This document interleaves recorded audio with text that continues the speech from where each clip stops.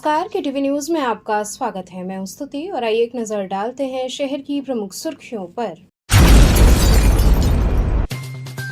NEET paper leak के विरोध में छात्रों ने प्रदर्शन कर एनटीए का फूका पुतला।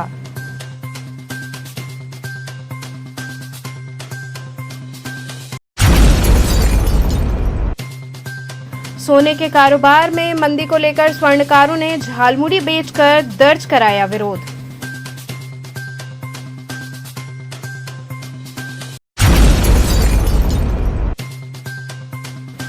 बोनस और वेतन वृद्धि को लेकर सफाई कर्मियों ने सड़क पर कूड़ा फेंक कर किया प्रदर्शन।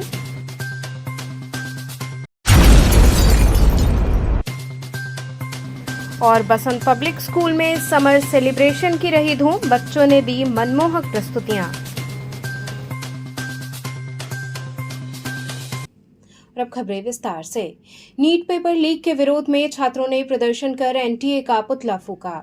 नीट परीक्षा में पेपर लीक और परीक्षा व्यवस्था को लेकर उठ रहे सवालों के बीच वाराणसी में छात्रों ने जोरदार प्रदर्शन किया। महात्मा गांधी काशी विद्यापीठ के एबीवीपी कार्यकर्ताओं और छात्रों ने परीक्षा आयोजित करने वाली संस्था एनटीए के खिलाफ नारेबाजी करते हुए उनका पुतला फूका। प्रदर्शन कर रहे छात्रों ने आरोप लगाया कि लगातार हो रहे पेपर लीक से लाखों छात्रों का भविष्य प्रभावित हो रहा है।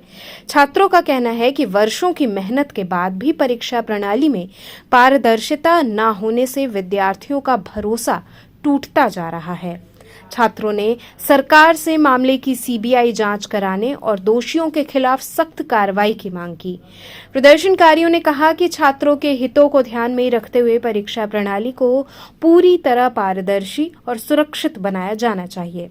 महात्मा गांधी काशी विद्यापीठ के छात्र नेता शिवम तिवारी ने कहा कि यदि जल्द दोषियों के खिलाफ कार्रवाई नहीं हुई तो छात्रों का आंदोलन और तेज किया जाएगा।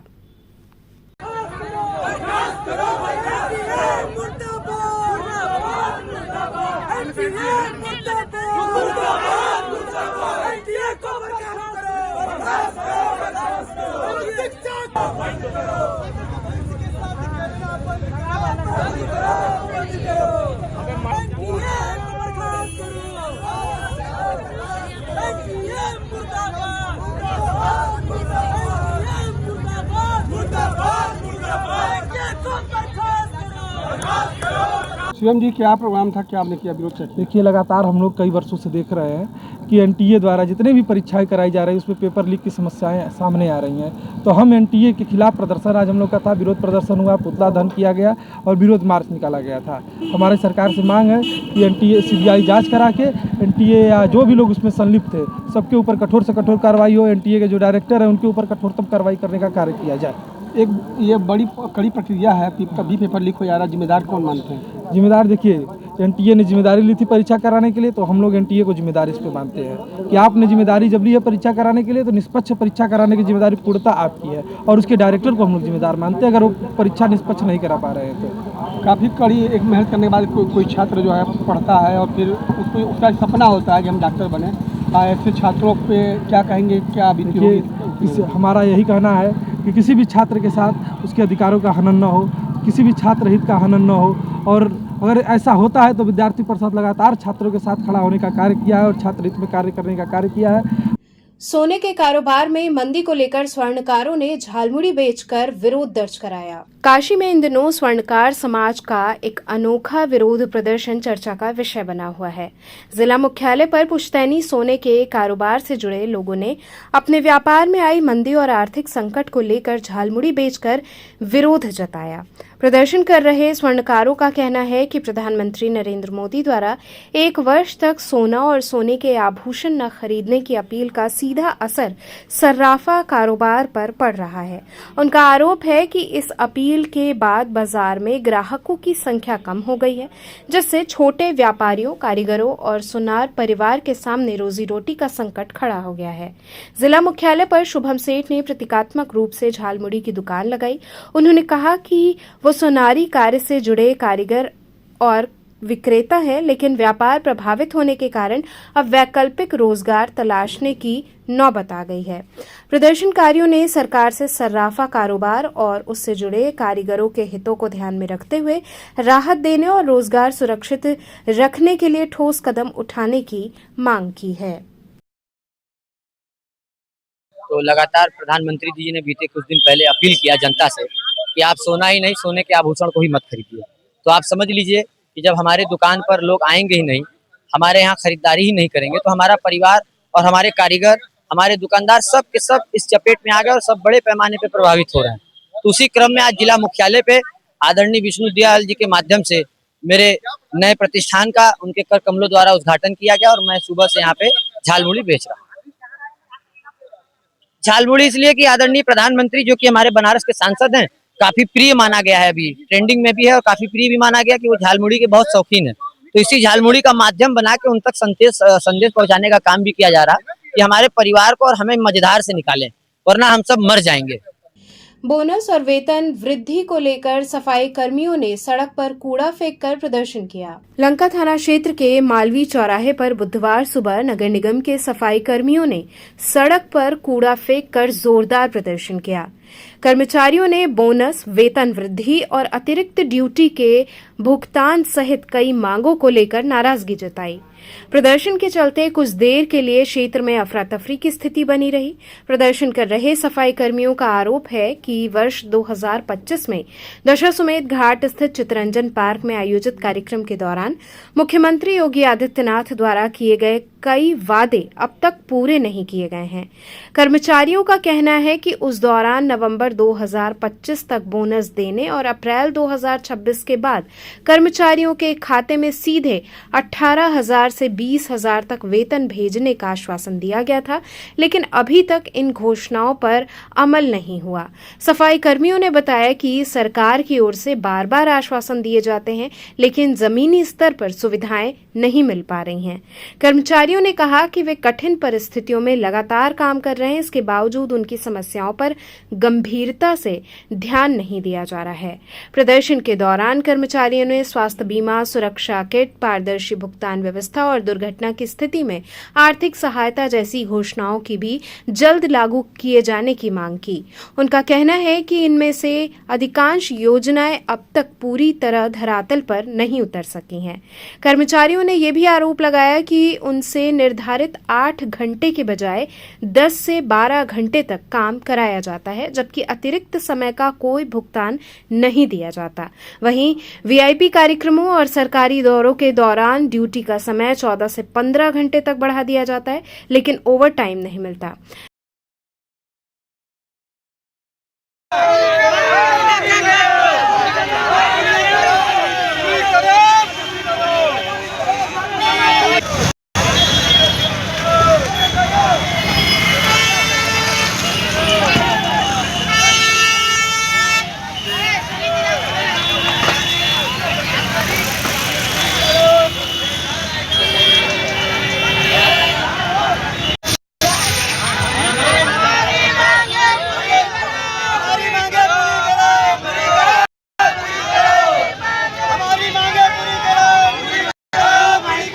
के लिए धरना प्रदर्शन के हम लोग के कहते अप्रैल में तनख्वाह बढ़ाने के मोदी योगी हाई सूस के 18,000 से 20,000 तनख्वाह करेंगे। अप्रैल में आप लोग का हाई सूस का हो जाएगा। अभी तक हम लोग का तनख्वाह नहीं, वही 10,000 में हाई सूस के वही 10,000 में हम लोग 1,000 चला जाता है। तो 1,000 झाड़ू में 8,000 में बच्चे खिलाएंगे, पढ़ाएंगे, घर का भाड़ा देंगे, क्या करेंगे? अधिकारी आ रहे 12 घंटे हम लोग खट रहे हैं, 8 घंटा 12 घंटा खट रहे हैं, ओवर काम कर रहे हैं। बताइए कैसे चलेगा हम लोग का? तो हम लोग इसीलिए हम लोग का पुलिस हम लोग का चाप को चढ़ा रहा है। हम लोग कर रहा है, अपना हक मांग रहा है, तो हम लोग नौकरी चला जाएगा। बोल रहा है कि नौकरी चला जाएगा, आप हक मांगेंगे। हम लोग का पेमेंट नहीं पड़ रहा है और फिर हम लोग बहुत मेहनत करते हैं और धूप में 12-12 घंटा 10-10 घंटा ड्यूटी करते हैं। अधिकारी आते हैं तो मोदी आते हैं, ये आते हैं, वो आते हैं, कोई ना कोई आता है। हम लोग को बहुत मेहनत करना पड़ता है, धूप में हम लोग बहुत खटते हैं। ड्यूटी कितने घंटे आपको सर? हम लोग का 8 घंटे ड्यूटी है, हम लोग 10 घंटा ड्यूटी करते हैं। 10 घंटा का पैसा मिलता है? नहीं, हम लोग को पैसा नहीं मिलता है। 10 घंटा क्यों करती है? अरे हम लोग को यानी अधिकारी आता है तो हम लोग करना पड़ता है। ये धरना आप लोग क्यों कर रही हैं? हम लोग को पेमेंट बढ़ाया जाए। इसके लिए किसी ने बोला था कि पेमेंट आपका बढ़ेगा? हाँ, कौन बोला था? मोदी जी कहे थे, योगी जी कहे थे। कितने दिन पहले बोले थे वो? एक आध 2 महीना हो रहा है। अभी आपके अकाउंट में कितना पैसा है? अप्रैल का पैसा मई में बढ़ेगा। अभी कितना पैसा आपके अकाउंट में आ रहा है? हम लोग को 10,000 कितना योगी जी बोले थे कि बढ़ाएंगे? 18,000। सफाई कर्मियों ने नगर निगम का घेराव करते हुए भी प्रदर्शन किया। प्रदर्शन की सूचना पर लंका थाना पुलिस मौके पर पहुंची और कर्मचारियों को समझाने का प्रयास किया। बाद में पुलिस और नगर निगम अधिकारियों की पहल पर कर्मचारियों को दुर्गाकुंड स्थित नगर निगम जोनल कार्यालय भेजा गया, जहां उनकी समस्याओं को लेकर बातचीत की गई। सफाई कर्मियों ने चेतावनी दी कि यदि जल्द उनकी मांगों पर निर्णय नहीं लिया गया तो आंदोलन को और व्यापक किया जाएगा। वहीं स्थानीय लोगों ने भी सफाई कर्मियों की समस्याओं के समाधान की मांग की ताकि शहर की सफाई व्यवस्था प्रभावित न हो।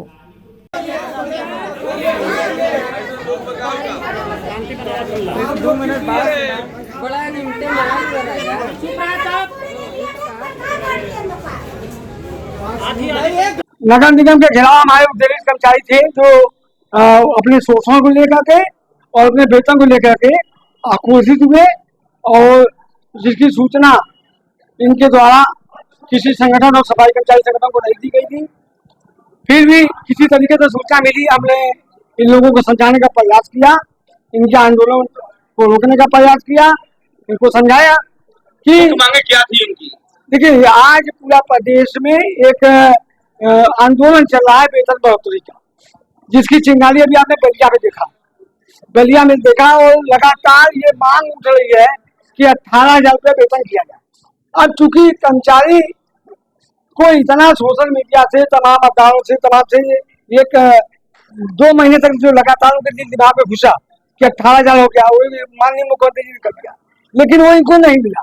अब उनके बीच अगर कोई कर्मचारी अगर आवेग में आ गया, उत्तेजित हो गया, और हम लोगों को जैसे ही पता लगा, हम लोगों ने सूचना पाई और हम लोगों ने संबंधित अधिकारी से बात किया, इनको समझाने का प्रयास किया, इनको बताने का प्रयास किया। मुख्य मांगे क्या थी?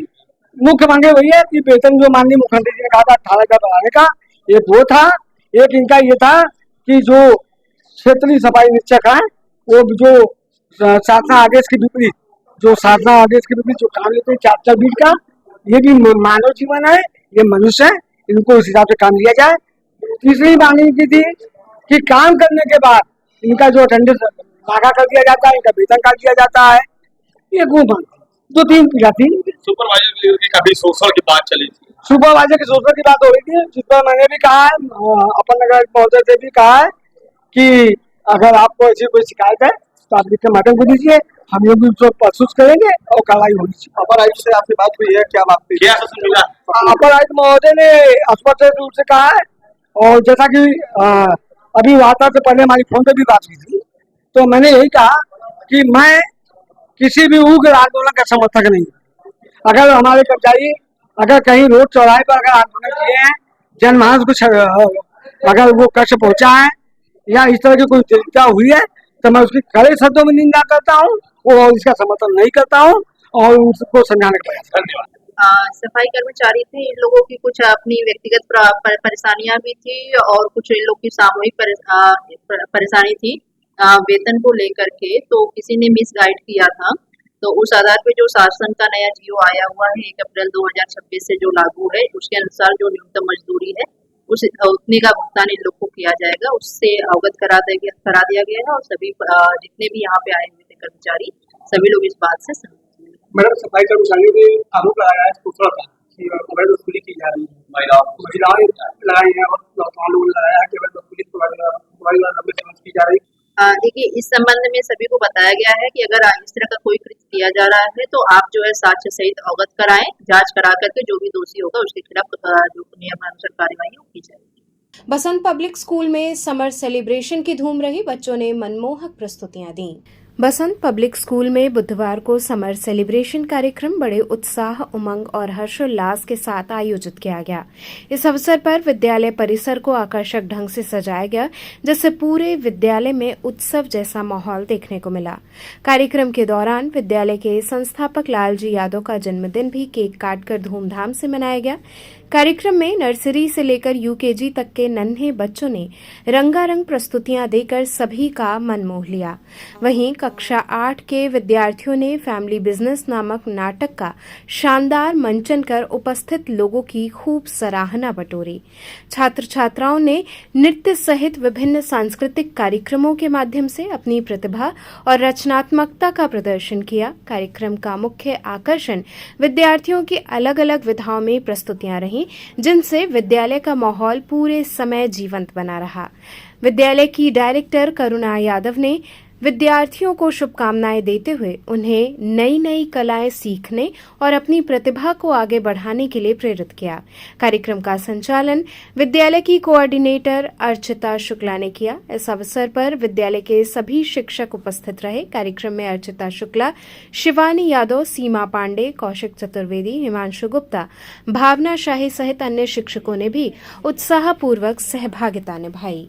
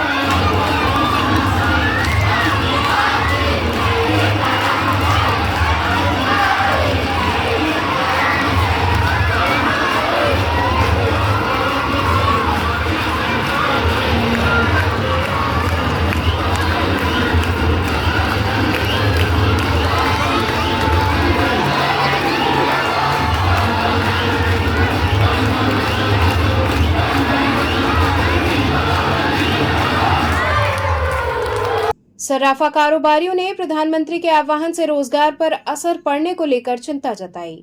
प्रधानमंत्री द्वारा 1 वर्ष तक सोना न खरीदने के आह्वान के बाद अब इसका असर सर्राफा कारोबार और ज्वेलरी निर्माण कार्य से जुड़े कारीगरों पर दिखाई देने लगा है।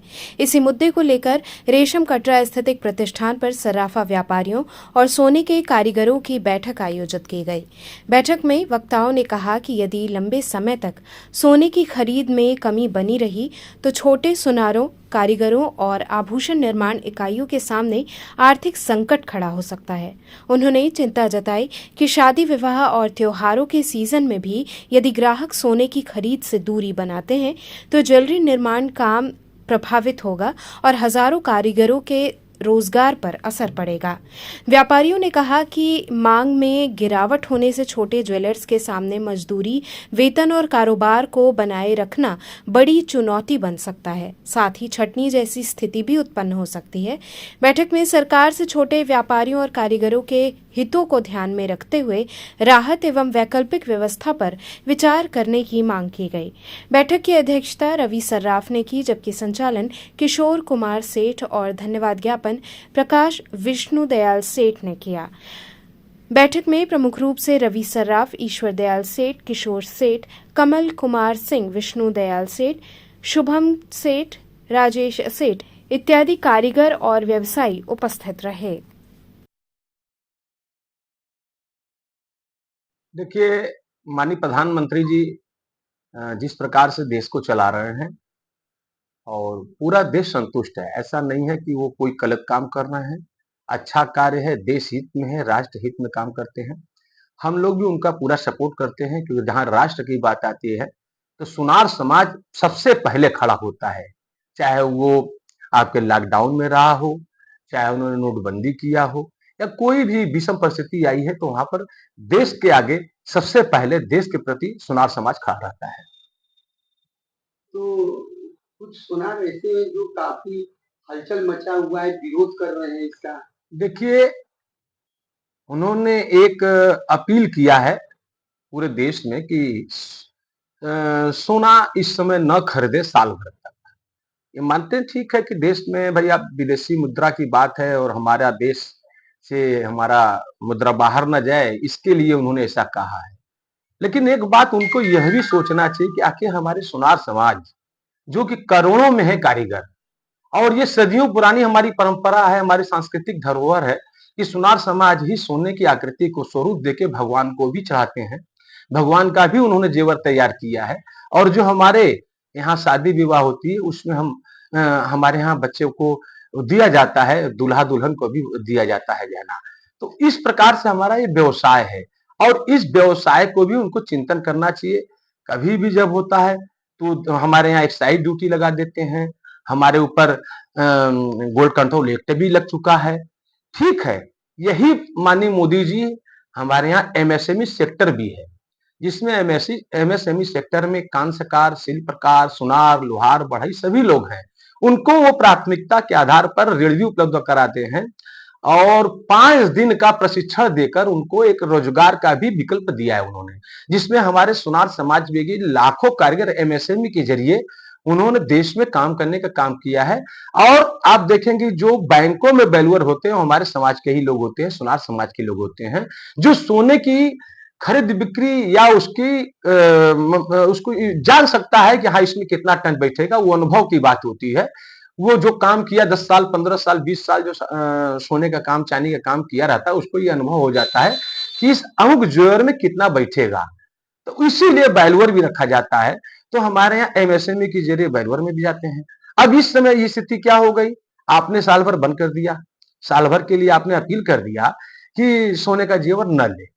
तो भाई ठीक है, हमारे वो कारीगर कहाँ जाए, गांव में, कस्बों में, बाजारों में, छोटे छोटे बाजार। आप क्या देख रहे हो, बड़े बड़े शोरूम को देख रहे हो। आप लेकर आए हो, बहुत बड़ी बड़ी कंपनियों को लेकर आए हैं, लेकिन आप इस पर भी ध्यान दीजिए, उस कंपनियों का काम करता को नहीं, क्या कंपनी के लोग करते हैं या बड़े बड़े शोरूम वाले करते हैं? यह काम हमारे सुनार समाज के लोग जो कारीगरी वर्ग का काम करते हैं, वो पीढ़ी दर पीढ़ी करते हैं, वही काम करते हैं। आज इनकी स्थिति विषम हो गई है। अभी बैंकों से भी फोन आ रहा है कि हमारे यहाँ से अब छटैया हो रही है, लोगों को छाटा जा रहा है। जो बड़े बड़े शोरूम में कारीगर ये काम करते थे उनका फोन आ रहा है, क्योंकि हम लोग कारीगर वर्ग से जुड़े हुए, उत्तर प्रदेश स्वकार संघ कारीगर वर्ग से पूरा टोटल पूरी तरह से जुड़ा हुआ है। तो अब ये सूचना आ रही है कि हमारे यहाँ हटाया जा रहा है, तो आखिर लोग कारीगर कहाँ जाएंगे? इस पर भी माननीय मोदी जी को मेरा विशेष आग्रह है। हम हमारे राष्ट्रीय अध्यक्ष श्री कश्मीर सिंह राजपूत जी हैं, अखिल भारतीय स्वकार संघ के राष्ट्रीय अध्यक्ष, उन्होंने भी एक विनम्र अपील किया है और दिल्ली में एक मीटिंग भी रखने जा रहे हैं। उसमें हम लोग जाएंगे और उस पर आगे की रणनीति भी तय करेंगे कि हमारे आजीविका कैसे चलेगी। तो मेरा आग्रह है माननीय प्रधानमंत्री जी से, वित्त मंत्री जी से, वो इस विषय पर चिंतन करें कि हमारे सोनार समाज के लोग कहाँ जाएंगे, उनकी आजीविका कैसे चलेगी, उनका परिवार कैसे चलेगा। यही मेरा उनसे विशेष आग्रह है। तो सोने पर कुल टैक्स बढ़ा है?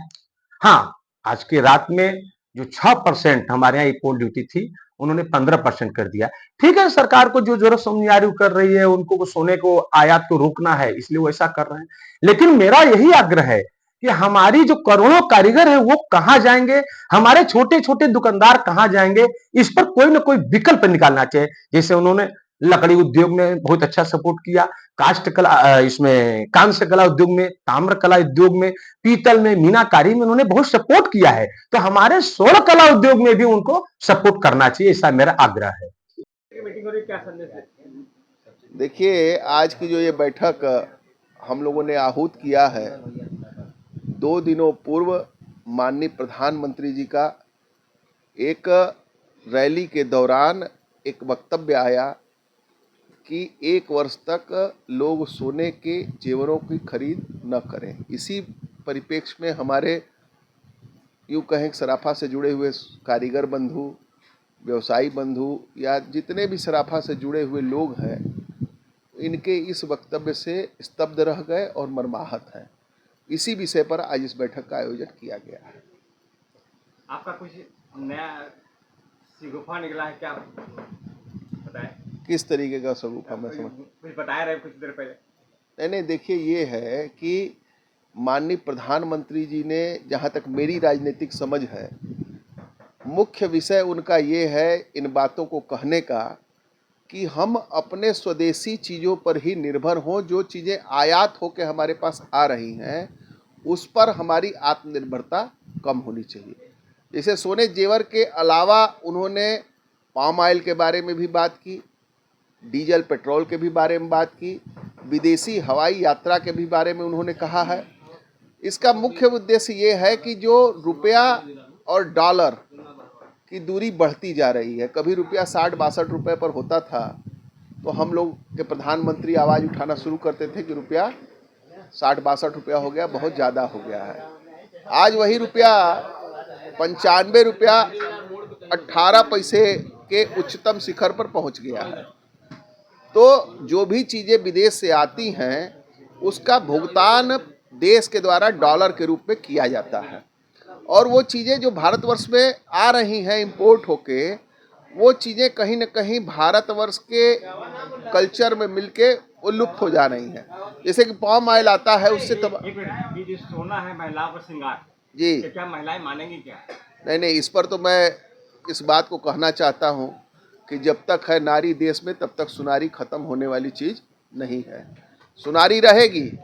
महिलाएं जो हैं अनादिकाल से हमारे देवी देवताओं के भी श्रृंगार सोने के आभूषणों से होता चला आया है, और महिलाएं जब तक इस देश में हैं तब तक सोने से उनका आकर्षण खत्म नहीं होगा। इस बात को आप गौर कीजिएगा। रही बात जो प्रधानमंत्री जी का मेन जो कहने का विषय है कि जो आयातित सोने पर, हमारे यहाँ सोने का कोई प्रोडक्शन नहीं है, कोई खान नहीं है। जो आयातित सोना है, जो बाहर से हम सोना खरीद रहे हैं, मेन उनका फोकस है कि हम आयात को कम करें। जो हमारे पास घरों में सोने के जेवर पहले से पड़े हुए हैं उन्हीं को रिसाइकलिंग करा के, उन्हीं को तोड़ के नए डिजाइन के जेवर।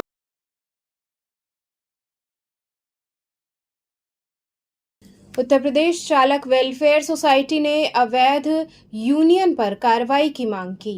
उत्तर प्रदेश चालक वेलफेयर सोसाइटी एवं संबद्ध ई रिक्शा चालक कल्याण समिति ने वाराणसी में चल रहे यातायात पुलिस के चेकिंग अभियान का समर्थन करते हुए इसे आवश्यक कदम बताया है। संगठन ने कहा कि कुछ लोग अवैध रूप से यूनियन के नाम पर अवैध वाहनों का संचालन कर रहे हैं, जिससे यातायात व्यवस्था प्रभावित हो रही है।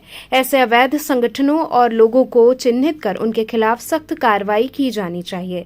सोसाइटी के प्रदेश अध्यक्ष जुबैर खान बागी और जिलाध्यक्ष घनश्याम यादव ने जारी बयान में मांग की कि वाराणसी कमिश्नरेट क्षेत्र में संचालित सभी संगठनों के पंजीकरण और दस्तावेजों की जांच कराई जाए ताकि वैध और अवैध संगठनों की पहचान हो सके। संगठन ने वाराणसी पुलिस कमिश्नर मोहित अग्रवाल के निर्देश में यातायात विभाग द्वारा चलाए जा रहे अभियान की सराहना करते हुए कहा कि यातायात पुलिस के अधिकारी और कर्मचारी हर मौसम में कठिन परिस्थितियों के बीच शहर की यातायात व्यवस्था को संभालने का कार्य करते हैं। सोसाइटी ने मांग की कि शहर के प्रमुख चौराहों पर यातायात पुलिस कर्मियों के लिए बूथ बनाए जाएं, जिससे ड्यूटी के दौरान उन्हें कुछ समय आराम करने की सुविधा मिल सके। साथ ही कुछ तथाकथित अवैध लोगों द्वारा यातायात पुलिस पर लगाए जा रहे अनर्गल आरोपों की जांच कर उनके खिलाफ भी कार्रवाई की मांग की गई। इस दौरान विनोद सोनकर, जावेद अहमद, दिनेश समेत अन्य पदाधिकारी और सदस्य मौजूद रहे।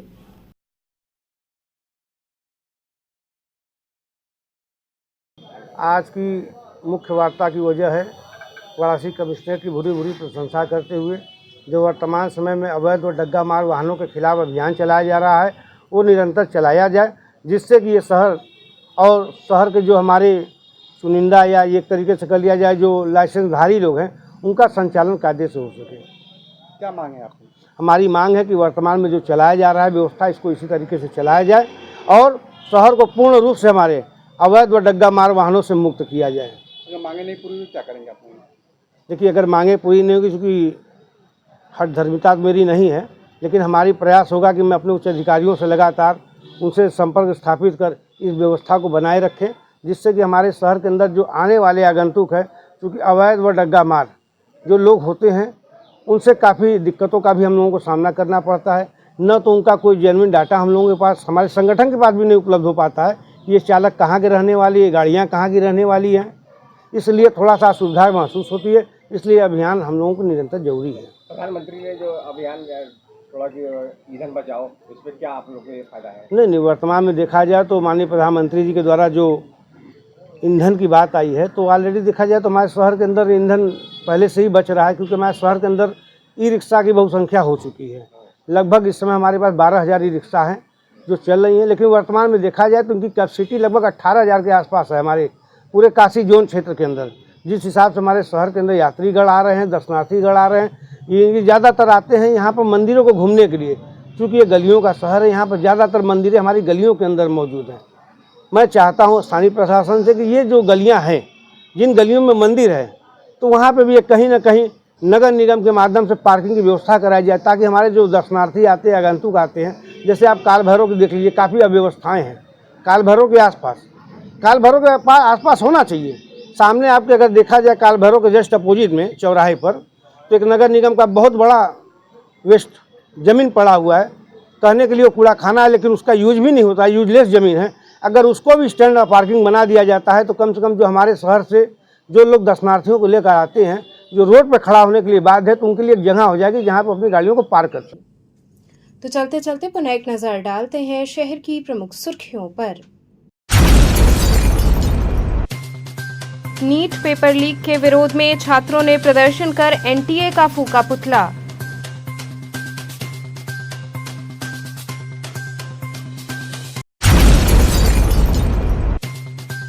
सोने के कारोबार में मंदी को लेकर स्वर्णकारों ने झालमुड़ी बेचकर दर्ज कराया विरोध।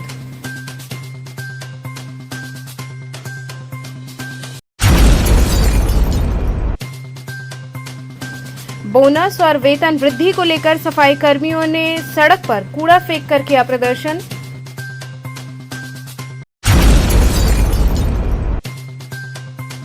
और बसंत पब्लिक स्कूल में समर सेलिब्रेशन की रही धूम, बच्चों ने दी मनमोहक प्रस्तुतियां।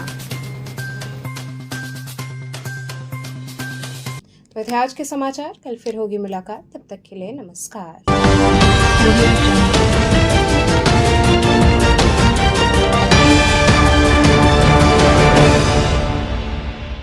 खबरों से जुड़े रहने के लिए हमारे चैनल KTV वाराणसी को सब्सक्राइब करें और लेटेस्ट अपडेट्स के लिए बेल आइकन को प्रेस करें।